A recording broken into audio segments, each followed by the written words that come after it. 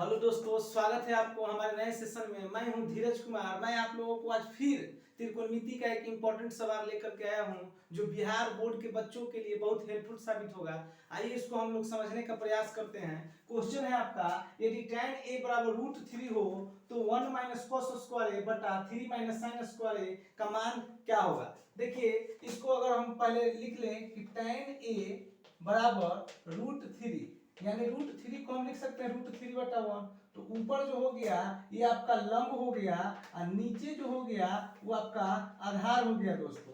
अब जो हम कर्ण निकालेंगे इससे, तो कर्ण बराबर हो जाएगा √ लंब स्क्वायर अजोड़ आधार स्क्वायर। अब दोनों को निकालेंगे तो यहाँ हो जाएगा आपका लंब स्क्वायर यानी √3 के स्क्वायर यानी √3 के स्क्वायर हो जाएगा। तो √3 का स्क्वायर यहाँ पर हो जाएगा और प्लस 1 के स्क्वायर हो जाएगा। यानी यहाँ हो जाएगा दोस्तों √3 के स्क्वायर में जानते ही हैं कि रूट हट जाएगा, यानी कि 3 हो जाएगा और प्लस 1 यानी √4 हो जाएगा। यानी यहाँ आपका मान जो आ गया कर्ण का वो 2 आ गया। अब हमको यहाँ पर cos a का मान निकालना है। तो cos a बराबर हो जाएगा आपका आधार बटा कर्ण। कर्ण आधार हमको मालूम है, आधार हमको 1 मालूम है और कर्ण हमको 2 मालूम है, तो 2 लिख देंगे। अब हम वैसे ही सेम हम साइन स्क्वायर a निकालेंगे। तो साइन स्क्वायर a बराबर हो जाएगा, साइन a बराबर हो जाएगा, स्क्वायर अभी नहीं निकालेंगे, वहां डायरेक्ट मान रख करके करेंगे। तो साइन a बराबर हो जाएगा लंब बटा कर्ण। लंब हमारा दिए हुए है, लंब जो दिए हुए वो √3 है, √3 है और कर्ण जो दिए हुए हमारा वो 2 दिए हुए है, तो 2 हो गया। अब हम ये दोनों का मान इसमें रख देंगे, यानी 1 माइनस cos स्क्वायर a बटा 3 माइनस साइन स्क्वायर a।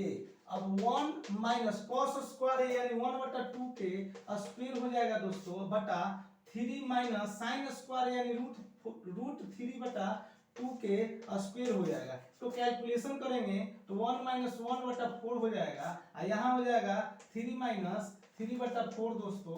अब 4 लघुत्तम निकालेंगे तो हो जाएगा हमारा 4 माइनस 1 अब बटा यहाँ 4 लघुत्तम निकालेंगे तो 12 माइनस 3 हो जाएगा, 12 माइनस 3 हो जाएगा।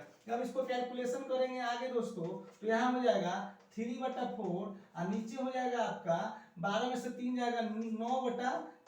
अब 3/4 गुने 4/9, 4 4 खत्म, 3 3 9, यानी हमारा मान जो आ गया इसका दोस्तों 1/3 हो गया, जिसको हम लोग आंसर लिखेंगे। इस तरह से इस क्वेश्चन को आप आसानी से बना सकते हैं। बहुत इंपॉर्टेंट सवाल है, ये 2021 में आया हुआ है सवाल, इसलिए इस सवाल को आप 2-3 बार देख करके समझने का प्रयास करें और ये कंप्लीट कर करके बोर्ड में जाएं। आपसे शायद ये सवाल आ जाता है तो आपको 3 से 5 नंबर आपको प्राप्त मिलने में या मार्क्स मिलने में आपको आसानी होगा दोस्तों। इस सवाल में सिर्फ इतना ही ध्यान रखना है कि tan अगर दिए हुए है, अगर कोई भी एक चीज दिए हुए है तो आपका 2 मान दिए हुए है और तीसरा मान निकालना है और 3 मान इसमें माना जाता है। 3 मान यानी लंब आधार और कर्ण मालूम है तो आसानी से किसी भी सवाल को बनाया जा सकता है। तो जब हमको 2 मालूम है तो तीसरा हम फार्मूला से निकाल लेंगे और जैसे ही इसको निकाल लेंगे, निकालने के बाद इसमें बस मान को पुट कर देना है, उसके बाद आपको आसानी से ही सवाल बन जाएगा दोस्तों। धन्यवाद।